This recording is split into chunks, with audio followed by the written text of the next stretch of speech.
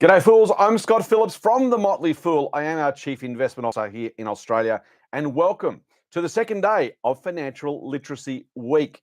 Now, if you haven't seen day one, don't go anywhere. Stay here because you can catch up with day one. These are sequential, but there's no pre-required watching. So don't worry, you're not missing anything. In fact, I might even refer to yesterday's video as we chat, but go back and look at that later. Where is it? It's on our YouTube channel. We'll have yesterday's, today's, and the rest of the week's videos there for you to view live, not live, recorded live, but view at your leisure after this session finishes. So stay right here for this one, and then we will move on from there. Let me set this up. The Motley Fool is a business, as you may well know, that generally provides investment advice. We're kind of known most for stock recommendations. Which stock should I buy? Which share should I buy? Which ETF should I buy? We have a great service called ETF Investor. Stay tuned for more about that one, by the way. Not today. I'm not going to do any selling today. Just stay tuned for more about that. But yes, we pick stocks. We give investment advice, investment recommendations. We only give general investment advice. That means I can't tell you personally what you should do for your finances. All I can tell you is what I think generally about an asset, a stock, an investment strategy, or whatever. And then you have to make sure it's appropriate for you. Why can't I give personal advice? Firstly, I don't know enough about you to do that. Secondly, the regulator doesn't allow us to.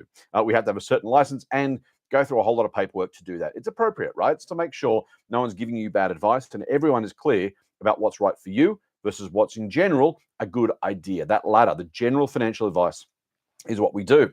So why am I here talking about, well, today, or in this week, financial literacy, today, why am I talking about budgeting and debt? Well, because, well, two reasons. Firstly, one, we want you to be ready to invest, right? We're being selfish a little bit because, hey, if you're not ready to invest, you can't buy one of our services. That's the craven mercenary reason. What's the real reason? Because I want, and we want at the Motley Fool to help more Australians invest better. We want to help the world invest better. But Australia, in this particular instance, we want to give you the opportunity to become smarter, happier, and richer. They are the three words on our corporate slogan. Basically, we want to get you ready to basically take control of your financial life. And as I said yesterday, I know that firsthand because I was a member, a reader of the Motley Fool when we only had a US site, a US website way back in the day. The Australian business hadn't been born. I found the Motley Fool that way. I was a member of the Motley Fool, a reader of the Motley Fool. We didn't have any YouTube back then. Right up until I joined the company in 2011. In fact, I sent an email to the CEO and said, hey, if you ever come to Australia, let me know. I'd like to be part of it. Lo and behold, that was already in the works. And so a couple of months later, I was writing freelance at the stage for the Motley Fool, and the rest, as they say, is history. So that's what we're here for, right? We're here to help you. Lots of businesses have their own for-profit objectives, as does the Motley Fool. We're a for-profit business.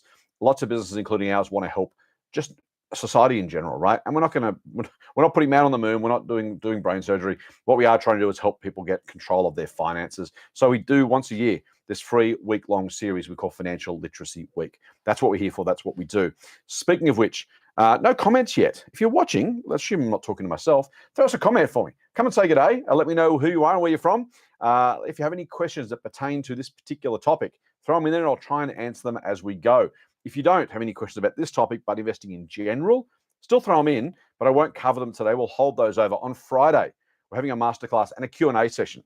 That session is basically free for all. Throw me a question. I can't promise I'll have an answer. I can't even promise I'll answer all of them, but I'll get through as many as I can if I have the required expertise and experience to help answer that particular question. But use the chat feature. That's what YouTube is, right? Yes, it's we use it to watch recorded videos, but YouTube Live is some of the best parts of YouTube, I reckon. There we go. G'day, Peter. Thank you. Beam me up, Scotty. I will do my level best. I throw a James Doohan impersonation. I'm a big trekkie from way back. I throw a impression. I can't push any harder, Captain. Is that close? Not really. No. Okay. But thanks for saying g'day. Thanks, Nick. Appreciate it, mate. You're a big fan of the Pod Machine. Excellent. Motley Fool Money is the podcast that we do. Affectionately known as the Pod Machine. So thank you, mate. Appreciate you listening and watching today. Right. That's enough about me. G'day, Mark. Thank you. Noosa. Awesome. Mate, better you than me. I'm in the Southern Highlands of New South Wales right now. It is 15 degrees outside. It's summer, or it's supposed to be. Summer has departed earlier, though. Apparently, it's going to warm up tomorrow. So, mate, I'll swap. How about you come here? I'll go to Noosa. It sounds like a great part of the world to be right now. Better than being here.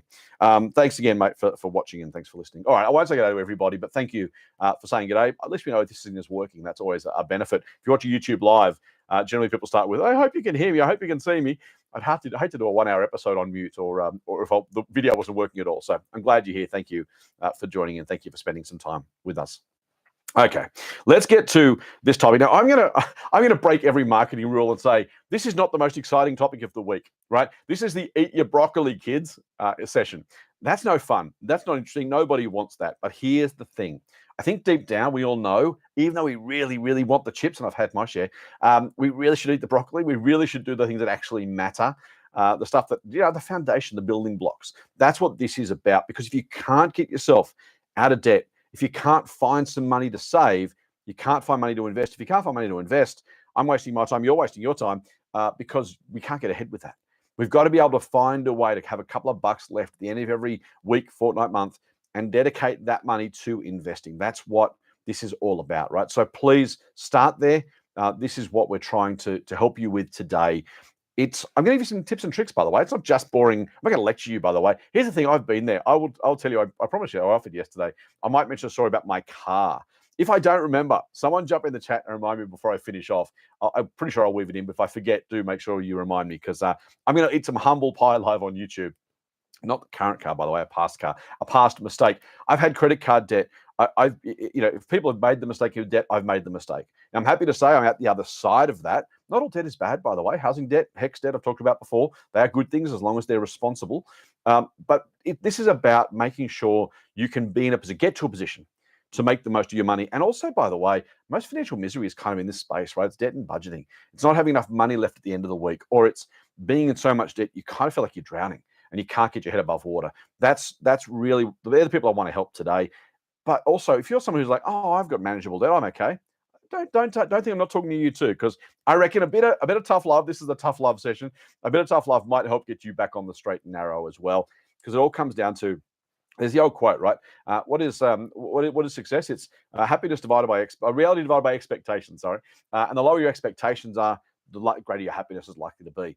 The other great quote, it's an old Dickens quote. It's in pounds and pence, and I won't do it justice. But basically, he says happiness is earning $20 and spending 19.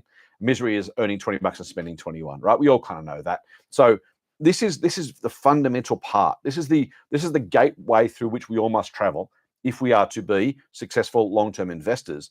And by successful, I don't even mean great stock pickers. I don't mean Warren Buffett. I mean successful as in you build a nest egg that gives you some money, or enough money, preferably in retirement, to live a comfortable retirement, maybe to retire early, maybe to give some money to charity or help out the kids.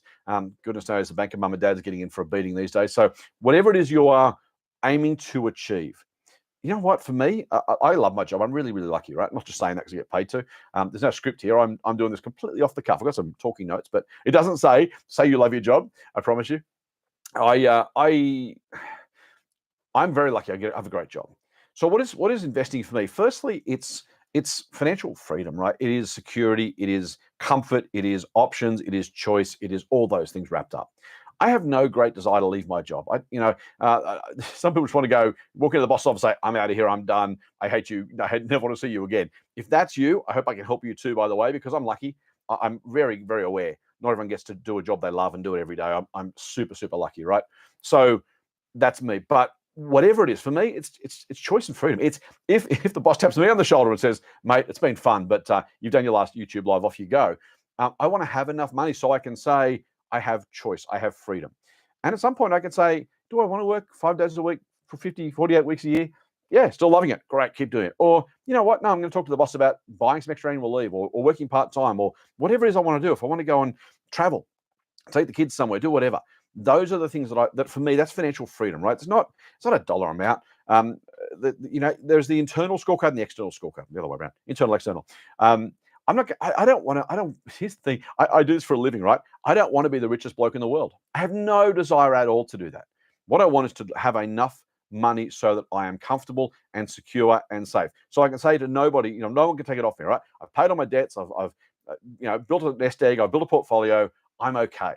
And that's what I want to do. If you want to build even more than that, knock yourselves out. I'm not going to say don't do it. If that's what's on your burning ambition, then fantastic. But whatever the reason you are investing, whatever the reason you're watching this now, I want to help you take control of your debts and work within a budget. Those are the two things that give us the freedom. But no matter where we are, by the way, if you start overspending, you've got to stop investing at some point. If you've started, the bogeyman's kind of always at the door. There are unlimited human needs and wants.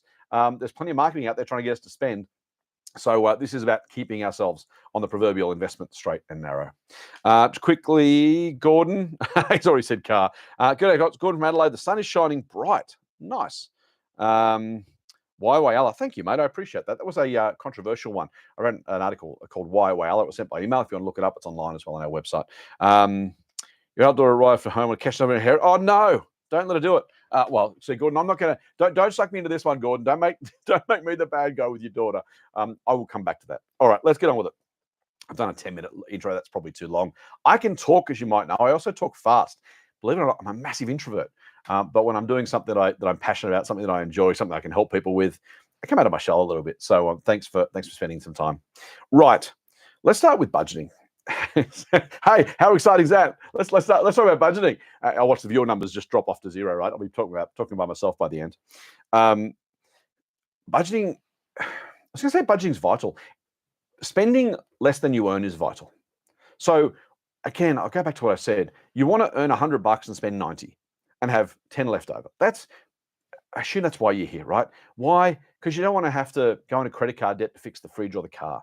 You want to be able to go on a holiday. That means saving some money, hopefully. Please don't put holidays on credit cards. Don't use personal loans either. You want to get ahead. You want to build a portfolio. You want to invest for the future. You want to build a nest egg. Those things are why we are trying to spend less now so we can have more later. Not necessarily more than we've got now, but more than having to work or more than whatever retirement, right? Whatever it is that your goal is. We're putting money away now in the hope that it's worth more later. That requires us to spend less than we earn. This is not rocket science, but it is that tough love, broccoli, home truth, call it what you want. That's the aim. For some people, they need a budget. They need to simply say, right, I know this month I can only spend $50 on X. I would spend $50 on these days, 3 coffees. I've got a closed budget of Y. I've got a car repayment I've got to meet, so I've got to pay that. I've got to do whatever it is, whatever things that you have in your lives. If you're an overspender, some people, by the way, e-commerce, how's that? I actually has an Amazon and Kogan. I benefit from it, but I'm not a fan of it. It's so easy just to whack the credit card out or hit the PayPal button on a website at 11:30 at night on a Tuesday or something. It's so easy to overspend, right? So if you are a chronic overspender, budgets can be really, really helpful because they simply say, right, I've got this. And here's the other thing about budgets. If you can see them as restrictions, and they are, or you can see them as freedoms, which I think they also are. And what I mean by freedoms is, willpower is a really tough thing. They say it's like a muscle, but as you use it, it gets worn down and worn down and worn down. So I'll talk about putting things in place in a minute. But one of the great things about budgets is you have the freedom to spend up to an amount of money. And that might seem like I'm twisting a little bit. And for some people it is. For me, it's kind of like I kind of get what feels like I'm kind of being a bit twisty and a bit too clever. But I literally mean up to a budget. In other words, I've got to pick a number. I don't buy many clothes. Can I tell you? I'm a very boring clothes wearer, and my wardrobe, my wife will tell you, was incredibly boring. But let's say I'm a clothes person, right? And I give myself, I don't know, what's reasonable? $100 a fortnight to spend on clothes in total? I don't know. I know I can spend up to that amount and I don't have to worry about it because it's in my budget. In other words, I have the freedom to buy the thing if I like the thing, right? If I want to go and buy a new pair of jeans, great, tick that box, $100, great, got the money. It's in the budget. Go and buy the jeans. You don't have to worry about it. Don't have to stress about it. Don't have to think about it. Have I got enough? Is it covered? All that kind of stuff.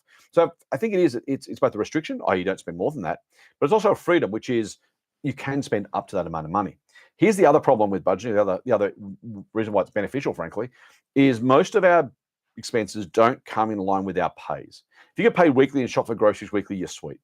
If you get paid weekly, but you have to pay your rego yearly, that's a different story. Again, I know you know this, right? So this is. I hope you're all nodding along furiously. Frankly, there is no breakthrough here. There are some tips and tricks and ideas, but I'm trying to help people kind of realign themselves, bring themselves back to what am I going to do from here.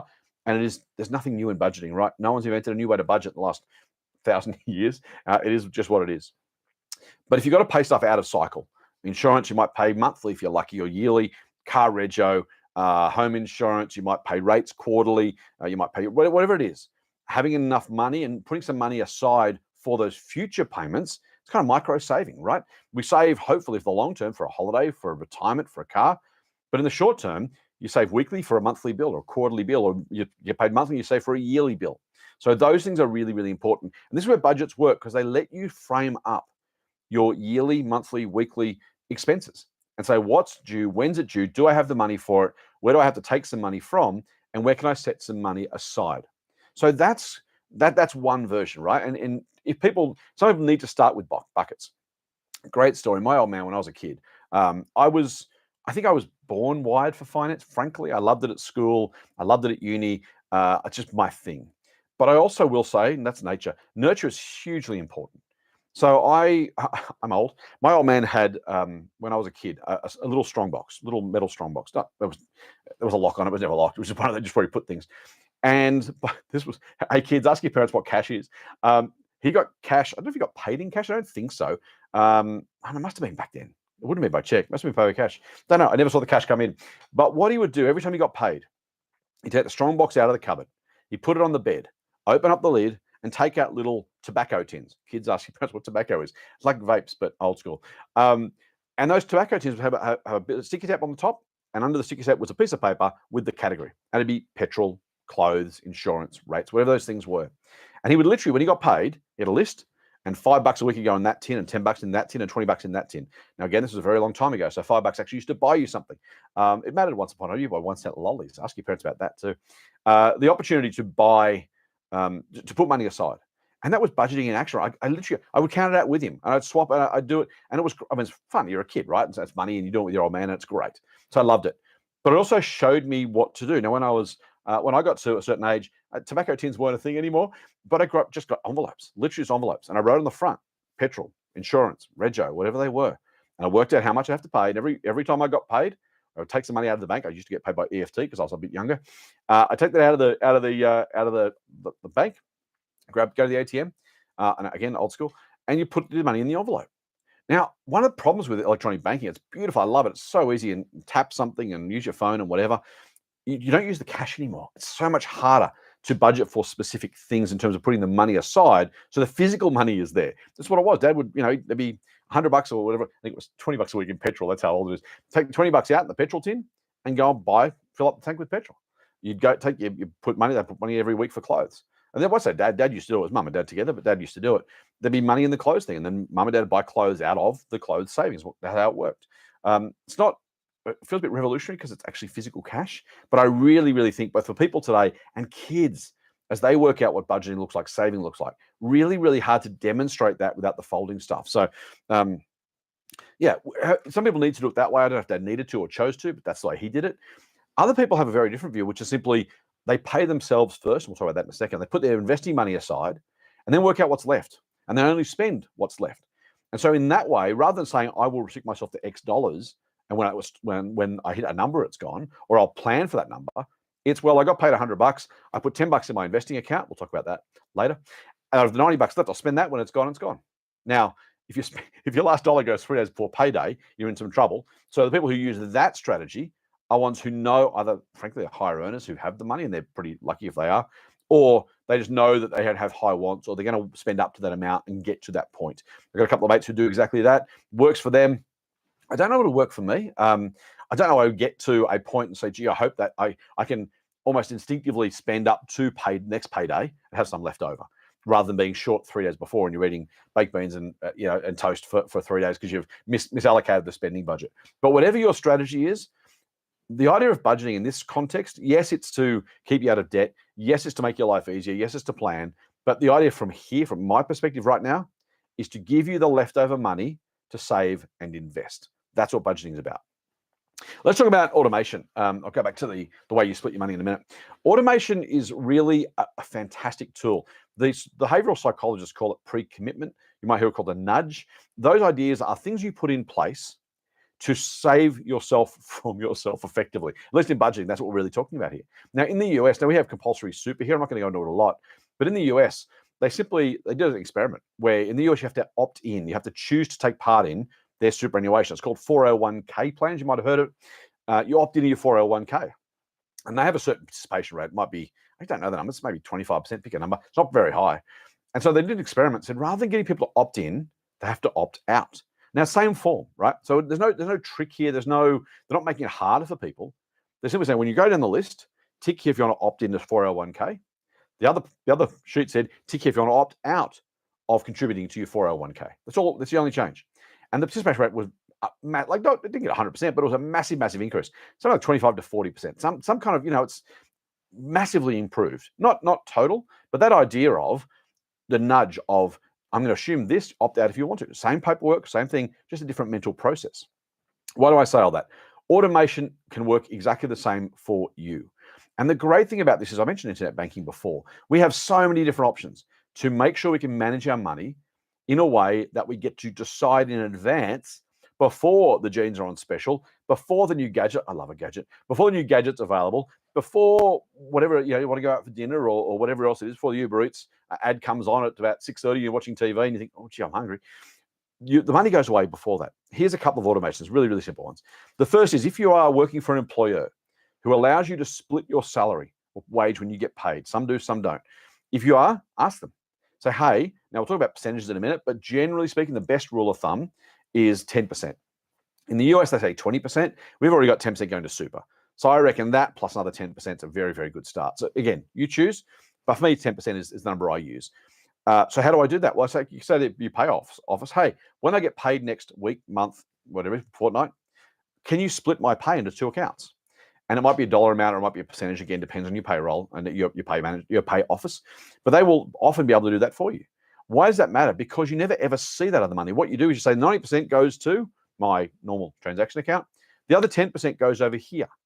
Now we'll talk about rainy day accounts in a second, but conceptually, that money is the money you never, ever, ever, ever, ever touch.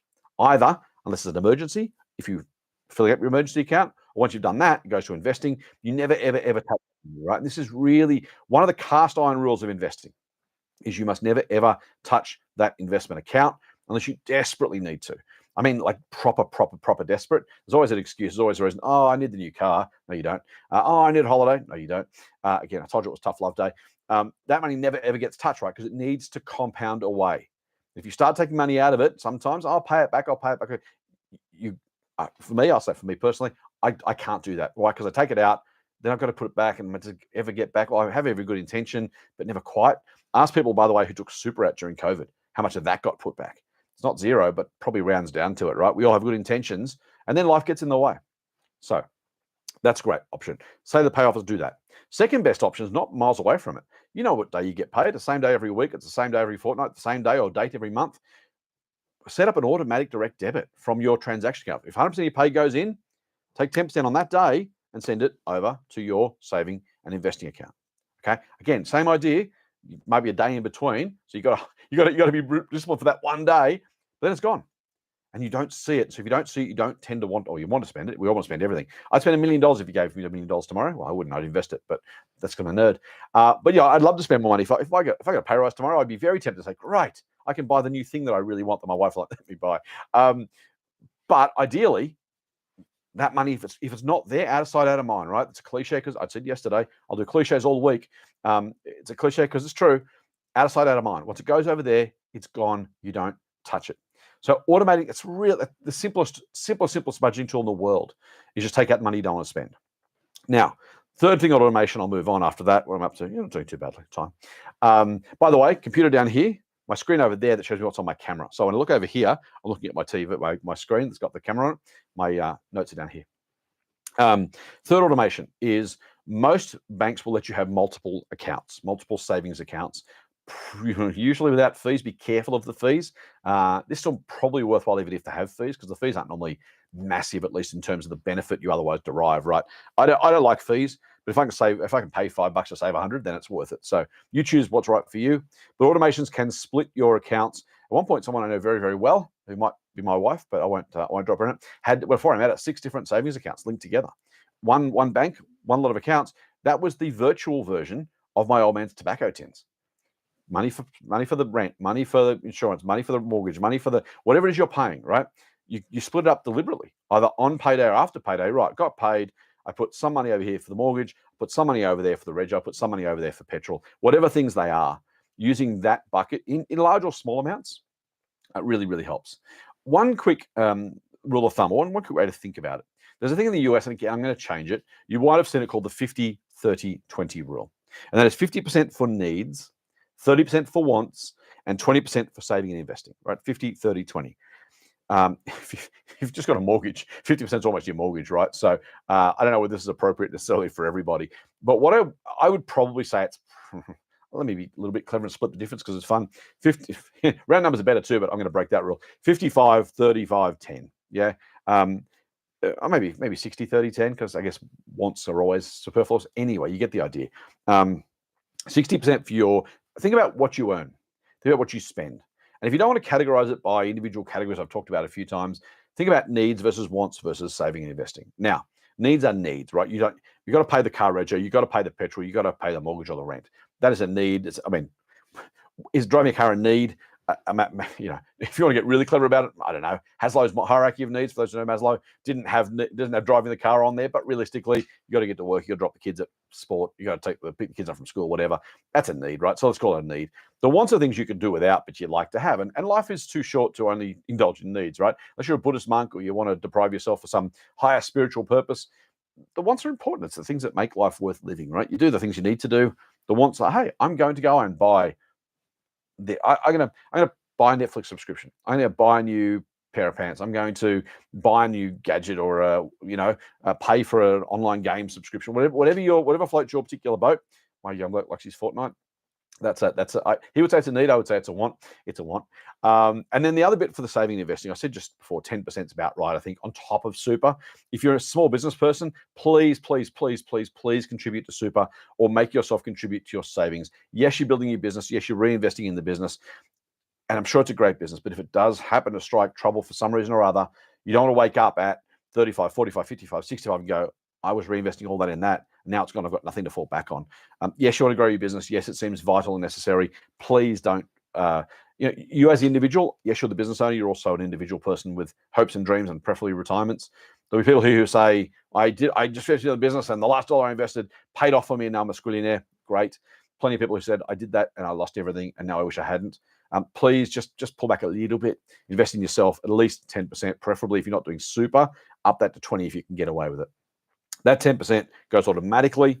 The needs bit, again, if you want to have, I've mentioned 6 different accounts, even 2 savings accounts, right? 1 for needs, 1 for wants, 2 cards. I use my needs. The wants is here. When the wants are gone for the month. The beauty of that, I mentioned before, some people spend everything up to payday.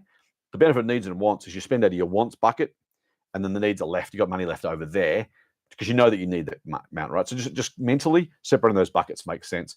Whatever choice you go with, there's a few I've given you. Please use the automation. Use the pre-commitment tool of allocating either by the pay office or as soon as it hits the account, bang, investing, needs, wants, or bang, investing and spend the rest, or here's the 6 buckets, and here's 6 sub accounts that I've got, and all the money's going to go in there. Whatever works for you, pre-commitment is really, really, really key. Why? It's like the chocolate in the cupboard, right? If you bought it, you're fighting yourself not going, well, I'll speak for myself. You're fighting yourself not to open the thing, just grab the chocky, right? Because you know it's there and you really want it and your willpower is low. If you've decided in advance, before you go to the supermarket, I'm not going to buy chocky today, and you don't, you might be hungry. You might want to go to the cupboard and grab a chocky, but if it's not there, you go, oh man, I wish I had one. Part of you at the back of your mind's like, oh, glad I haven't got one because now I'm avoiding doing the bad thing. Pre-commitment for the win. I'm not going to do behavioral biases specifically as a section of this particular financial literacy week. We might do it another time, actually. I don't know. Yeah, we'll see. But knowing yourself, and here's the thing, being humble enough to realize that as smart as we all individually are, and I'm sure there are plenty of people watching this who are super smart people, overcoming our own evolutionary biology is just an Everest to climb. There are just things that are just so hardwired in us. We've got to work really, really, really hard just to stay on an even keel. If you can avoid those things like the see food, want food, eat food, just using those pre-commitment devices, recognize our own fallibility. Bit of ego check maybe is useful sometimes, not for anyone watching, I'm sure for other people. That's super, super useful. So have a really good think about that. How are we going for questions? Gordon's daughter's still lying in the sun. I'm going to say, mate, she'll probably thank you for not subjecting her to me talking for 45 minutes or an hour. Amanda, chronic spender here, looking to take the habit to buying shares. Love it. There's nothing better to spend money on than shares. Here's the best thing, by the way. I'm going to say it's also about my kid, and I don't mean in any way to suggest that you're not capable of it. But when he got his first dividends, he's got a little account in a brokerage called Shares. He's got a couple $100 in it, literally, right? When he gets some pocket money, we put 10%, speaking of which, of that money in there. He hates it right now, and I feel bad, but I also feel like I'm doing the right thing. He gets his $100 and doesn't got $50. They're right, mate. $5 got to go in the investment. Like, oh, come on, Dad, I want to spend that money. I can't buy the whatever thing he wants to buy. So it's a source of tension. But here's the beauty of it, right? Firstly, we're matching it, so just a bit of investing for kids, not for you, Amanda. but investing for kids, that's kind of useful. But what the change was the day when I went, hey mate, your company just paid you whatever the dividend was, $5, $10, whatever it was, or I said total, you made this much in dividends, and he kind of went, for what? And he's like, I said, well, just because you own the shares. So I didn't have to work for them. No, they just, and the look on his face, like, oh my god, it was one of those kind of, I would say proud father moments, but one of those things where you think, yeah, the sacrifice was worth it. So I mean, yeah, do collect shares rather than collecting shoes, mate. My beautiful wife has a shoe thing. She likes her shoes. I haven't necessarily convinced her entirely to avoid that one, but yes, if you can avoid the shoes and go to the shares as well, having that increase in value, by the way, over time is the other cool thing. With my young bloke, is again looked at the account and gone, oh, they've gone up this much since I bought them. So yeah, so for doing nothing, yeah, well, we should buy more of those shares then. And I have to have the conversation. Not everything goes up and not all the time, but again, some of those experiences, and this is again, think about psychological biases, right? Some people like to gamify saving and investing. Back to budgeting for a second.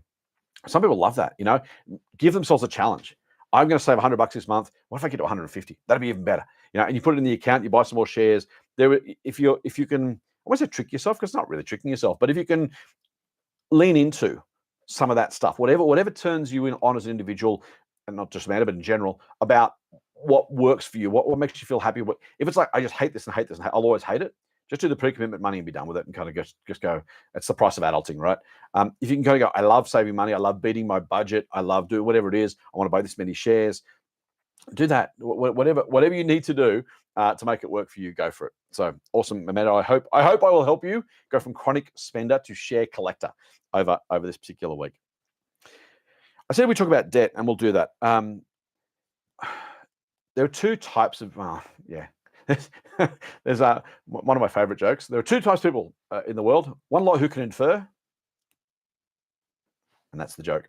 So two types of people. The two types of debt, I should say. Sorry, I got myself distracted. Two types of debt.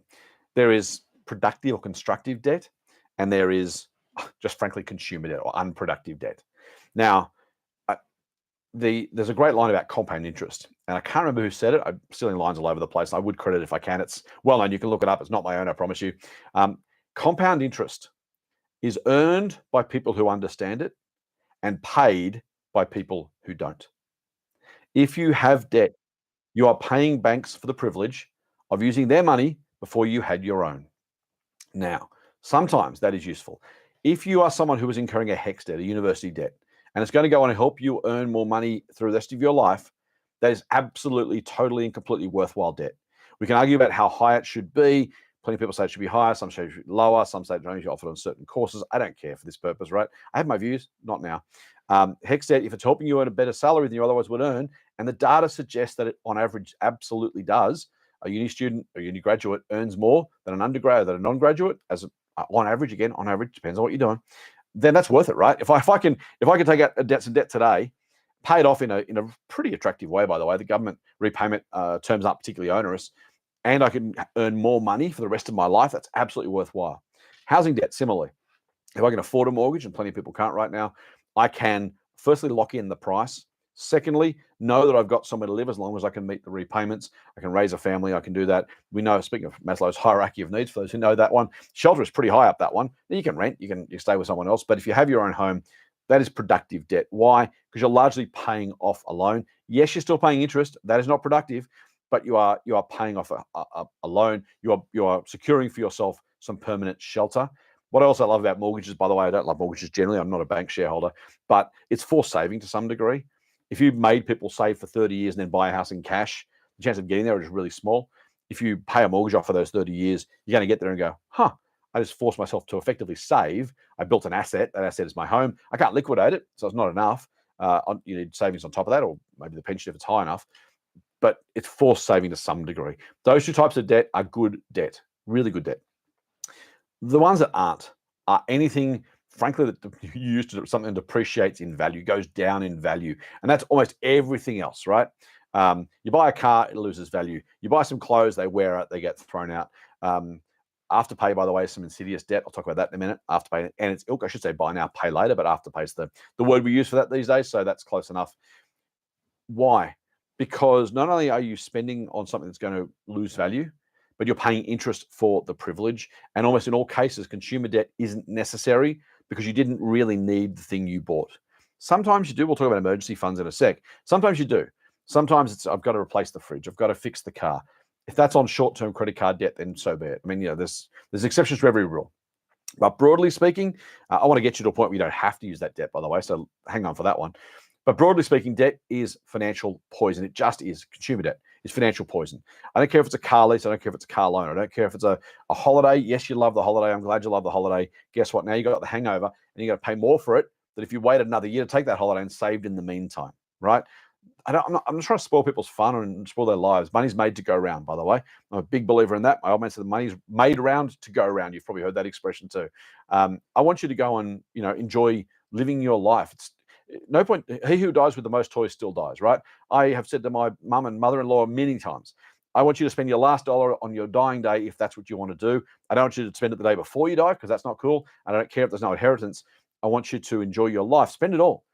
But have enough so you can spend it on the things that are valuable at the right time rather than wishing you'd save some more money.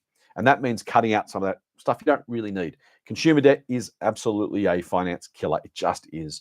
Don't believe me? Have you seen credit card debt interest? You've got a credit card. When was the last time you actually kind of peeked through your eyes and kind of, saw the value, the interest rate you're being charged? If you're really lucky, you're paying 11 or 12%, which is still stupidly high. If not, you're paying 15, 18, 20, 24, 25%. Some credit cards, I think I've seen one higher. I can't promise I can. I've definitely seen 24.99%.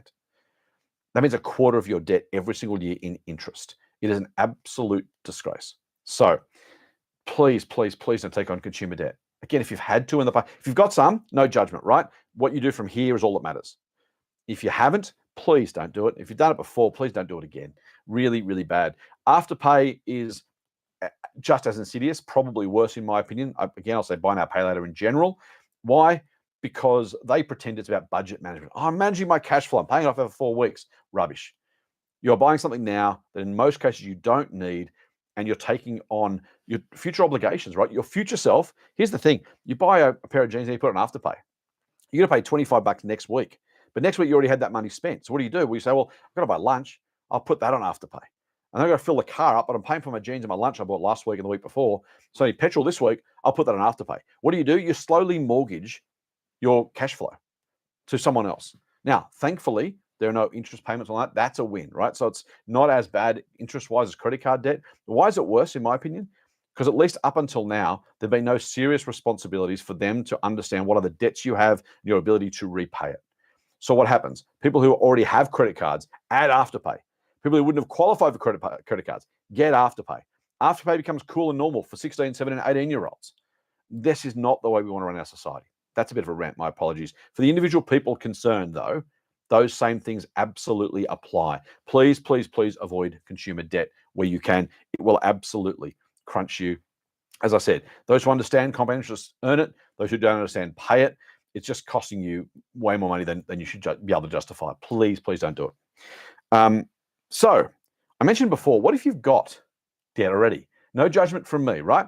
I'm sorry you got to this position. Maybe you're happy with it and that's cool. Maybe you're not. That's also cool. I don't care.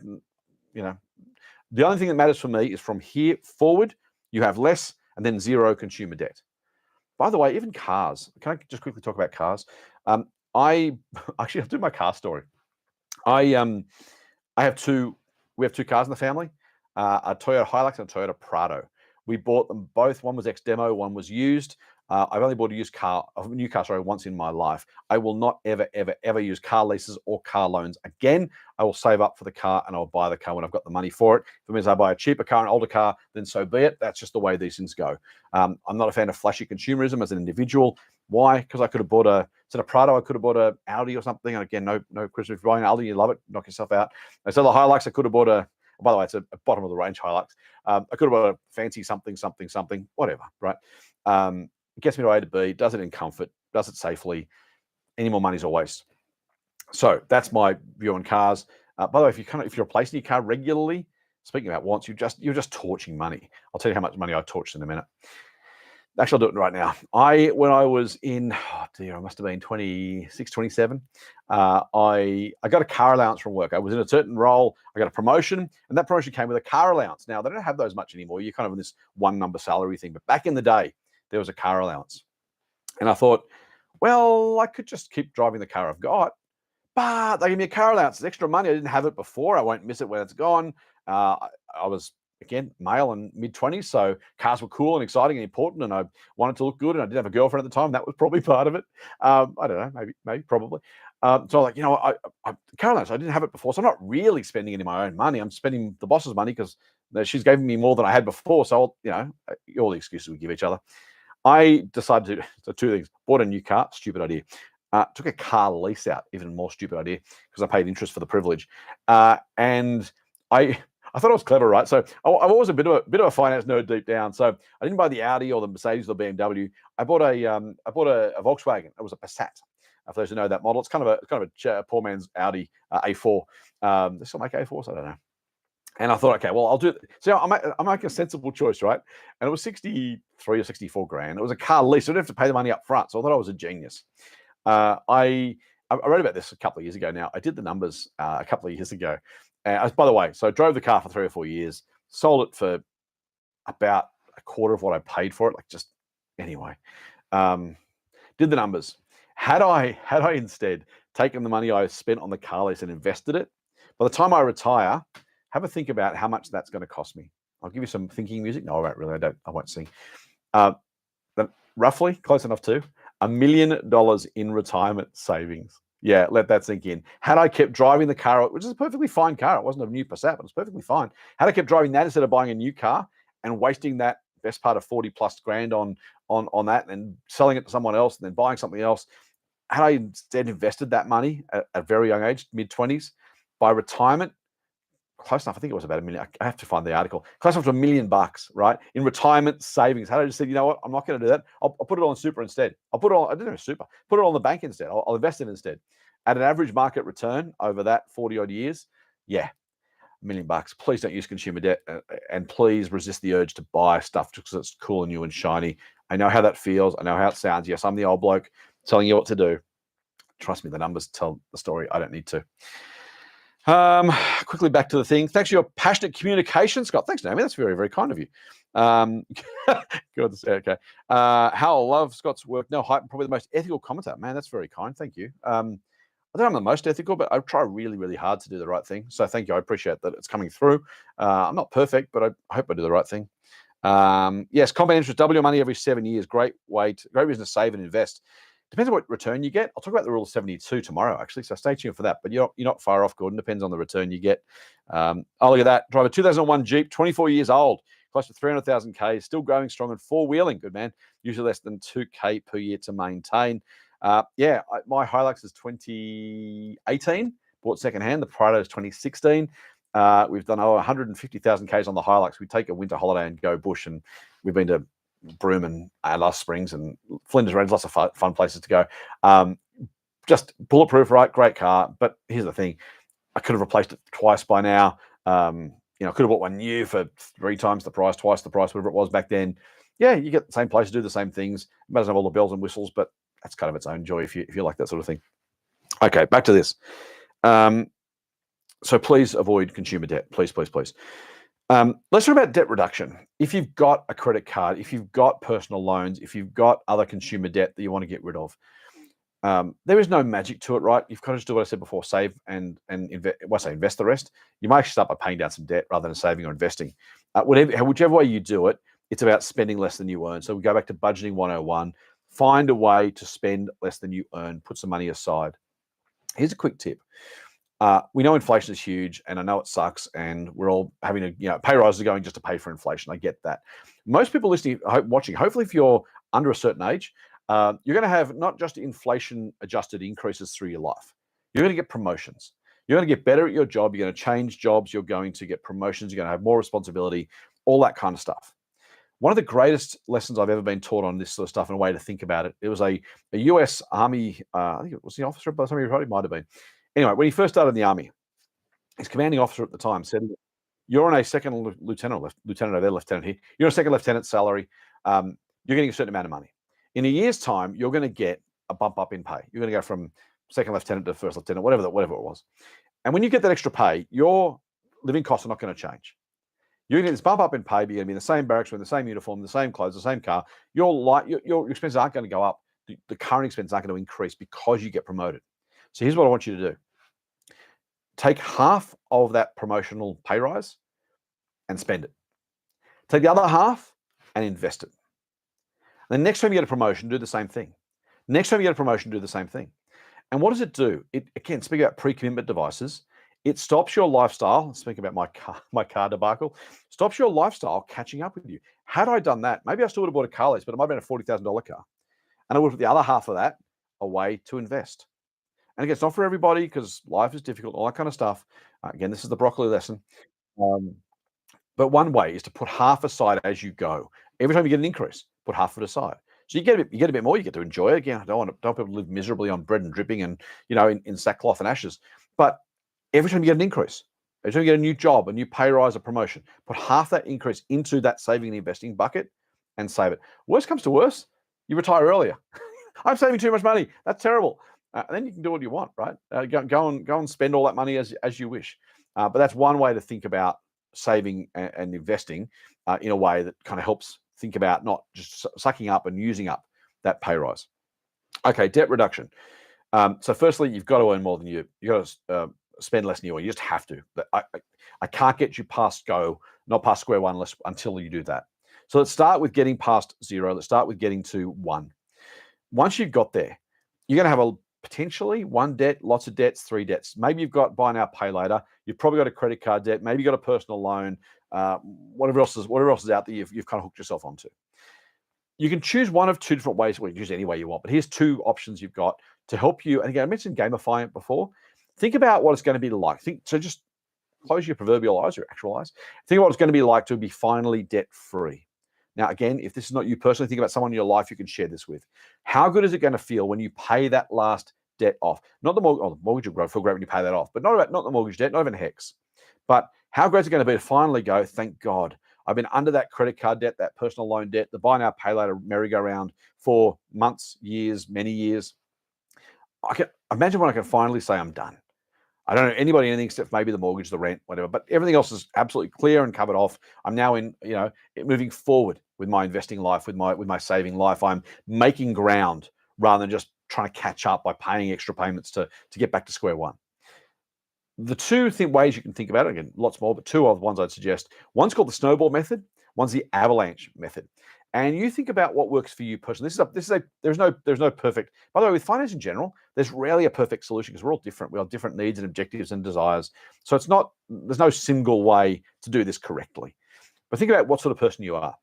The Snowball method says, find your very, very smallest debt. It's going to be buy now, pay later, probably, hopefully. You've only got tens or hundreds of dollars of buy now, pay later debt. Pick your lowest one and pay that off as fast as you possibly can. Meet your other repayments, of course. Pay your personal loan repayments and you pay your credit card minimums or whatever you can afford to do. Find your smallest one first and then kind of tick that one off. Get that done. So what does that do? Two things. Firstly, it makes you feel good. You've achieved some success. You've moved forward. By the way, at that point, cancel the buy now, pay later account. Please cut it up, get rid of it, delete it, whatever you need to do, shut it down so you're not tempted to use it again. That's rule number one. But you've paid it off. So firstly, you feel good. I've got somewhere. This is actually working. I've made some strides forward. I've achieved my goals. I'm getting there. That's incredibly, incredibly powerful. The momentum of that psychologically is huge. And emotionally, by the way, it also feels really good. So get that out of the way. And then take the money you were paying on that afterpay or buy now, pay later repayment and put it onto your next smallest debt and pay that one off. And what you find yourself doing is you're accelerating through your debts, right? You kind of tick one off, another box, another box, another box. You feel this really positive momentum. You're getting better and better. And because the money from the previous debts are going now into the new one, you're putting more and more of that into that. So the next one gets paid down faster. You might have been paying, I don't pick a number, $50 a week on the afterpay. You save that. Now the extra $50 on top of the personal loan. And you pay that plus a bit more. And then both of those, when they're paid off, go to pay the credit card or vice versa, whichever way it goes. So that's the snowball. You are literally the snowball rolling down the hill, getting bigger and bigger, better and better until finally you hit the bottom and everything's paid off. Really cool way to do it. Really, it's super, super, what's the right word? It's very reassuring. It's very motivating. because you feel like you're getting somewhere. That's really cool. If you're someone who's motivated by the money, we all are, but if it's kind of, it's different, people are wired differently. The Avalanche method is pay off the highest interest debt first, the highest percentage interest debt. So even if you've got bigger or smaller debts, if you've got a buy now, pay later, there's no interest on that one, right? If you've got a credit card with 25% interest, some people are saying right now, well, of course you pay the credit card off first because it's got the highest interest rate. You're going to have the biggest impact on that. You're going to save the most amount of interest by putting all the available savings. Again, make sure you pay your minimum repayments elsewhere, but put your biggest amounts you can afford on the highest interest debt. That pays that down more quickly than otherwise would be happening, and you're getting further and further ahead in that way. They're kind of both the same thing, right? And frankly, both are tips and they're tricks. They're mental techniques to not to trick yourself, but to satisfy yourself, to deliver that motivation you need to keep going. So if you're someone who likes the snowball, tick one off, tick one off, tick one off, tick one off, tick one off. That's the snowball method. If someone's like, you know what, I'm going to save the maximum amount of interest I can, that's the Avalanche. Start with the highest interest bill, pay that down, and then move to the next one, and the next one, and the next one after that. Whichever way works for you. Maybe there's a third option you prefer more. Go with that because that is the one that's going to make most sense to you. And again, remember, I've said to the team at the Motley Fool lots of times, we give general investment advice, as I said earlier. And I say to the team, the best investment advice is not the advice that's technically superior. It is the advice that gets taken and acted upon. And that takes some thinking, right? Because the best technical, rational approach is do this thing. But if no one's going to do it, or it's too hard, or whatever, then the advice is useless because no one can actually benefit from it. And the only advice that's worth giving is advice people actually benefit from. There's not about being the smartest, most upright, arrogant person who's, I know all the things, I've told them all the things, it's their fault for not listening. I mean, yeah, it is, I guess. But if I can say, well, actually, here's a second or third best option, but you can use it, do it, follow it, benefit from it, then which advice was actually more useful? It was the second one, right? So when we give advice to our members, we keep that in mind. When I'm talking to you, and I hope you'll take away from this, is don't look for the absolute very, very, very best. By the way, because you'll tie yourself in knots trying to, you spend 6 months trying to find the right idea and never quite get around to it. Pick one that sounds best. Just start. What they say, beginning has power in it. Journey of 1,000 miles begins with a single step. Choose your cliche, choose your metaphor. That's the starting point. Do one of those if they work. There's a third option that works better for you, go with it. But start getting those ticked off, start getting it paid down, start enjoying the benefit of a falling balance or a lower number of loans. Whatever it is you need to do, find that thing. I will say again, though, just be careful not to get sucked into, well, there's no interest, therefore it's not debt, which is how the loophole, by the way, that buy now, pay later snuck through. It's debt, right? You've got a future obligation. You got to pay this thing back. You've spent today, you got to pay it back tomorrow. And by the way, future Scott still wants to spend my entire salary. Future Scott does not like that past Scott said, dude, you're going to have 75% left of what you had because I decided to spend it earlier. That's by the way, here's the other thing. I say this to it doesn't work yet. I unblock all the time. If you're a Fortnite player, they've got these skins, right? You dress up as you buy character looks and whatever. I say, mate, you haven't played with most of the ones you bought over the last 3 months and you're still buying more. Oh yeah, but this one's really important. I like this one right now. I'm trying to get him to reflect on the fact that it felt really important at the time. And in hindsight, I don't say it's wasted money, but the value of that is not as high as it was at the time you bought it. Again, one of those mental tips and tricks. Just try and think about in a week's time or year's time, 3 months, 6 months, whatever period of time. Will I be glad I spent this money on this thing, or did it just really feel good at the time? One more quick tip and trick for spending. Pick a number for you that's appropriate for your financial circumstances and set yourself a ceiling. And a great lesson I've been told, I've used myself, is if it's over a certain value, whatever that value is for you, $50, $100, $400, $1,000, whatever it is. If you want to buy something that's worth more than that thing, sleep on it. Regardless. You see a pair of, I use jeans because I wear jeans. A pair of jeans in the shop, I just buy the same jeans because I'm boring and lazy. But see a pair of jeans you really want. It's $358. I don't know what they cost. And you go, I really, really want those. Like, I think I'm going to look great in them. They're absolutely for me. This is my pair of jeans. I love them. And you got a rule that says, well, actually, I don't buy anything more than $200 on the same day. So if it's more than $200, I go, I really want those jeans. So tomorrow morning, I'll make the decision. And yeah, you want them right now, but you make pre-commitment devices. I've said it a million times. You make yourself stop and go, but I have a rule with myself, not with anyone else. Don't have to be accountable to anyone else. If you're in a relationship, work out what your money rules are with your partner, but at least with yourself, and say, I don't buy anything worth more than $200 on the day I want the thing. I see it. I go, okay, I really want that. Let me sleep on it. sleeping on it, again, cliche, super useful, always works, or almost always works. And then tomorrow when you go, actually, I don't need those. I've got other things I want to spend that money on. Actually, now I think about it, and by the way, sometimes you'll go back and go, yeah, I still want the jeans. Go, great, buy the jeans. As long as it's in your budget, buy your jeans. But sometimes you go, oh, actually, no, I don't probably need that as much as I thought I do. Or not as excited by that. I wasn't caught up in the excitement of retail therapy. And again, I hope I'm not sound like I'm talking in a gendered way here. This is absolutely blokes and girls. The topic is different. The issue is different. Some girls love their jeans. Some guys love their jeans. Some both hate either. This is not about girls or guys. This is whatever your thing is that you get excited about spending on. Mine's gadgets. Camping gear, by the way. Speaking of the Hilux, I've got to make myself not buy camping gear. I have more than I can use, unfortunately and shamefully, but that's my thing. So again, that rule applies to me as I stop and go, I'm just going to sit on that, just have a think. So that's important as well. Quick return to the questions. What have we got, if anything? Gordon, Andrew, love your presentation, Scott. Something a couple of years old is more expensive than a new car. Might be right for some models, actually, Andrew. Maybe a couple of years older again. Is that stretching the friendship? You're right, mate. Look, have a look at the value. If a new car's worth more, I guess I'm talking about the cult of the new, which is, this is the other problem with car leases. People say the lease isn't that expensive, and kind of it can almost be justified as being okay because you're kind of paying a certain amount of money. It doesn't feel like a big deal, except it's predicated on replacing the car every 3 years or 4 years. And so if you're going to buy a new car once and hold it for 25 years, I'm not necessarily not in your camp, Andrew. I mean, if I'd still probably go used personally, but if the new car ended up being cheaper, then of course I would go new. So that's absolutely reasonable. You may be talking about V8 Land Cruisers, something dear to my heart. I don't have one. I would love one, but I don't have one. Sometimes the old one is worth more than the new one. And if that's the case, then obviously buy the new one if it makes more sense. What I'm really talking about is the cult of the new, paying more than you have to because it's new. And then the problem with the car leases, as I was saying, is you tend to replace them too frequently. People go, at least it's okay. And they get a new car now, and the new car in 2028, new car in 2031, new car in 2034. Meanwhile, I've still got my old Hilux. The replacement cost of each of those added up, plus the cost of the original car.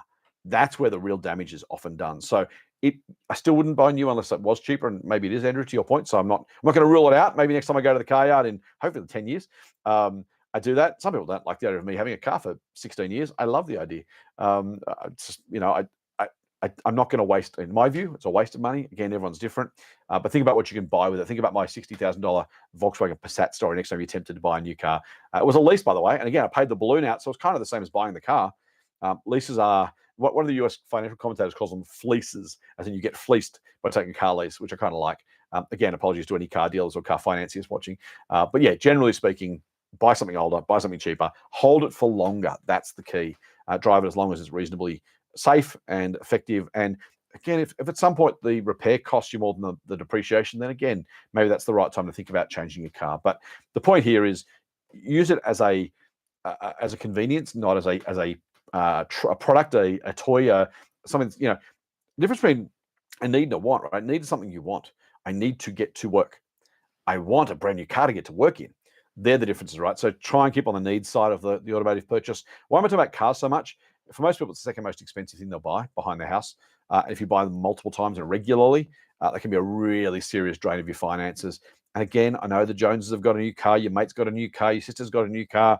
I know they're cool. I know they're exciting. I know they're fun. I know they're wonderful and shiny. They've got new toys inside them that do cool things. They might go faster than your car. By the way, if you make your peace with driving a four-wheel drive diesel, you never worry about being faster than anybody else because you're never going to be.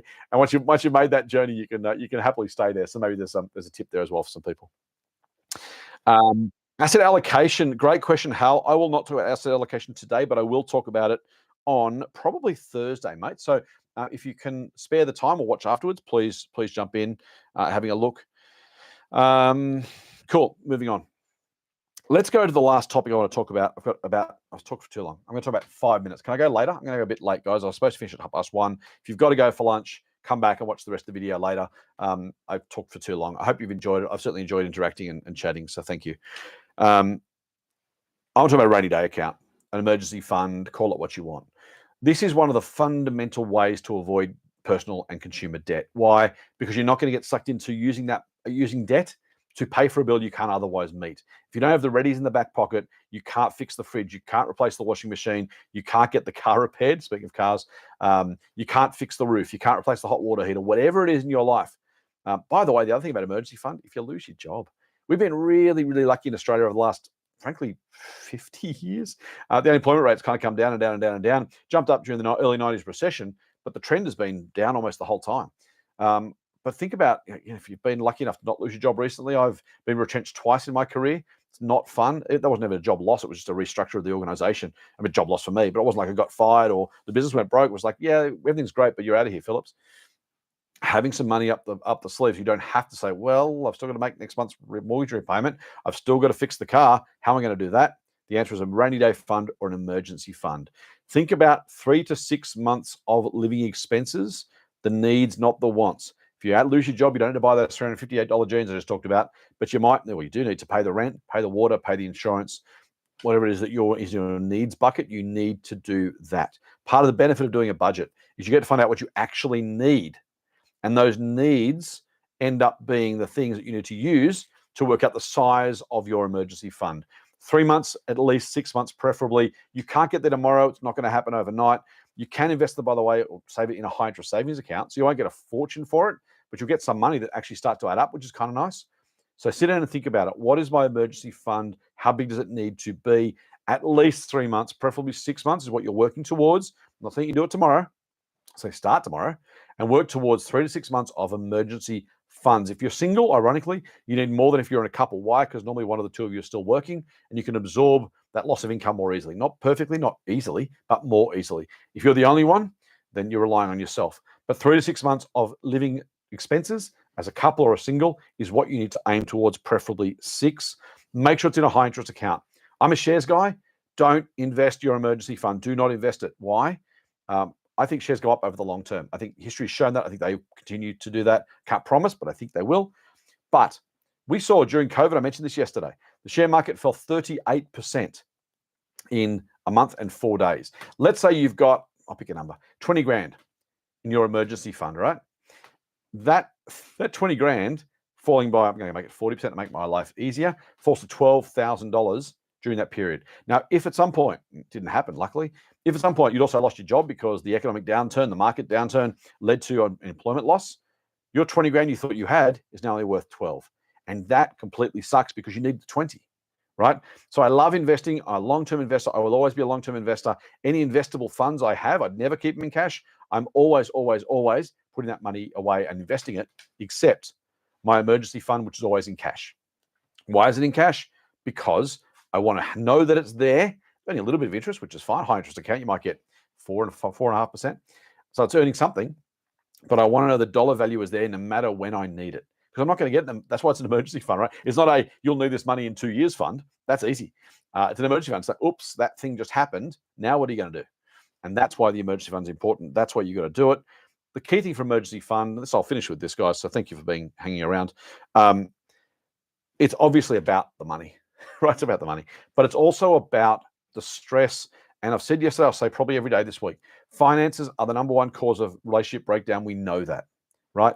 And it's not, yes, arguing about what do you spend the money. If I want to spend money on my camping gear, my wife wants a pair of shoes, there's a conversation there. It's not really an argument. But it's done at a position of choice, right? Of preference. Financial stress, when you can't meet the bills or you're worried about meeting the bills, it messes your head. It messes with your partner's head. And then it messes with your relationship because you're both freaking out about, when I want to buy a new camping thing, oh, don't you know we've got this debt to pay? And, it becomes a problem. And then the stress itself makes the relationship worse. So I'm not a relationship counselor. Don't take marriage advice from me. But the benefit of the emergency fund is largely, firstly, and mostly financial. But don't underestimate the emotional, psychological relationship benefits of being, don't have your head above water. Have your chest and your torso above water, right? Get far enough above water that you know that you're okay, because it means you will be okay. And it means you don't have to stress about it. That source of stress goes away. It makes you happier. It makes you healthier. It makes your relationships healthier as well. Really, really important. Emergency fund is, so first, get your expenses under control.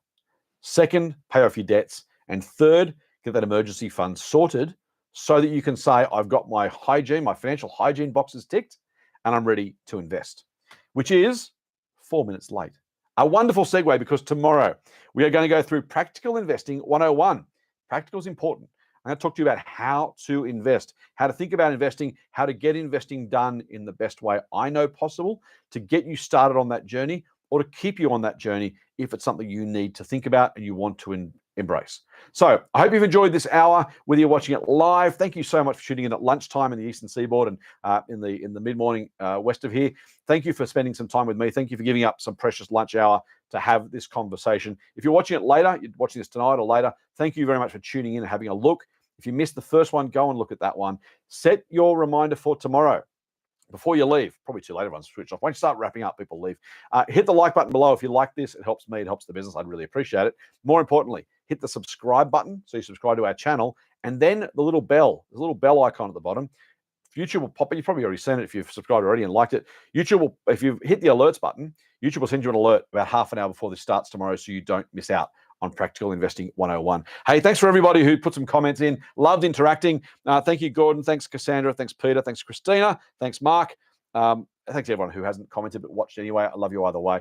Thank you very much for being here this hour. And until tomorrow, as we like to say at the Motley Fool, Fool on.